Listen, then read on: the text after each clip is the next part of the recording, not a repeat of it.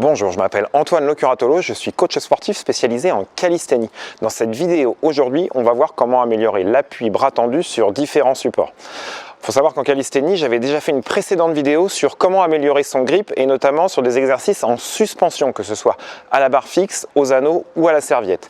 Il est tout aussi indispensable d'améliorer l'appui bras tendu en calisthénie puisqu'on le retrouve sur différents supports. On a la possibilité de travailler au banc, aux barres parallèles, sur une barre horizontale ou encore aux anneaux. Et donc dans cette vidéo, on va voir comment améliorer cet appui avec des exercices de plus en plus complexes. L'amélioration de l'appui en calisthénie est tout aussi important et indispensable que l'amélioration de la suspension. C'est un gage de sécurité, ça va vraiment t'éviter la chute sur bon nombre d'exercices et du coup limiter le risque de blessure. Le travail à l'appui va avoir pour fonction de renforcer ton grip, à nouveau au niveau de la main comme en suspension, et en même temps de renforcer l'appui, c'est-à-dire l'extension du coude avec principalement les triceps qui interviennent, ainsi que la stabilisation de ton épaule et tous les muscles de ton épaule qui sont sollicités pour ça. Afin de pouvoir améliorer l'appui bras tendu, tu vas commencer par des exercices au sol. Le premier, ça va être de te placer en planche, simplement dans la position de départ des pompes, puis tu vas pouvoir réaliser des haussements et des abaissements d'épaule toujours en position de planche. Enfin, pour commencer à augmenter la difficulté, tu peux réaliser des planches et tu vas chercher à venir taper alternativement avec ta main ton épaule opposée. Puis en statique, tu peux maintenir la planche à un bras, c'est-à-dire que tu décolles une main en essayant de désaxer le moins possible le corps et tu places l'autre bras le long du corps en venant avec ta main en contact avec ta hanche.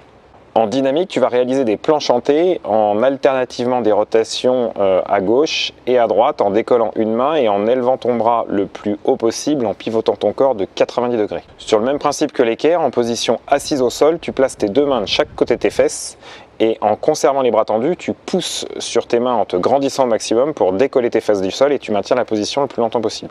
Une fois ces exercices au sol maîtrisés, tu vas pouvoir réaliser des exercices au banc en utilisant soit une box de plio, soit une chaise, soit un banc ou un muret. La première position, c'est simplement de se placer en appui bras tendus, les pieds au sol, en avançant légèrement le bassin vers l'avant. Puis tu peux réaliser des abaissements et des haussements d'épaule.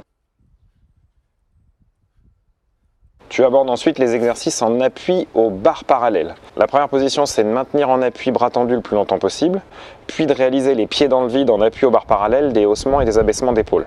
Afin d'augmenter la difficulté, tu peux réaliser des pendulums en version pingouin. Tu bascules légèrement d'un appui à l'autre de gauche à droite. Si tes barres parallèles le permettent et qu'elles sont suffisamment longues, tu peux améliorer l'appui en marchant en avant, mais aussi en marchant en arrière, ou en réalisant des bonds simultanément avec les deux mains en avant et en arrière. Tu feras attention sur cette position à ne pas plier les coudes. Pour augmenter la difficulté, tu peux réaliser des exercices de rotation, c'est-à-dire que tu fais 360 degrés au niveau de l'appui en barre parallèle avec des quarts de tour. Tu feras bien attention à exécuter cet exercice dans les deux sens de rotation. Toujours pour augmenter la difficulté, tu peux aborder les exercices en appui à la barre fixe basse. La première, c'est de rester en appui bras tendu, la barre collée sur le devant de tes cuisses.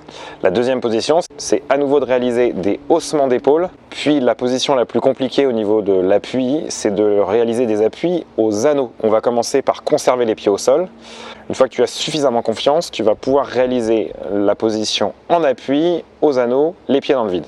Tu peux intégrer ces exercices à l'appui de manière progressive en augmentant la difficulté au fur et à mesure de tes entraînements. Tu as la possibilité soit de les intégrer à l'intérieur de ton échauffement pour te préparer au contenu de séance suivant en fonction des supports que tu vas utiliser, que ce soit au banc, aux barres parallèles, à la barre fixe, basse ou aux anneaux.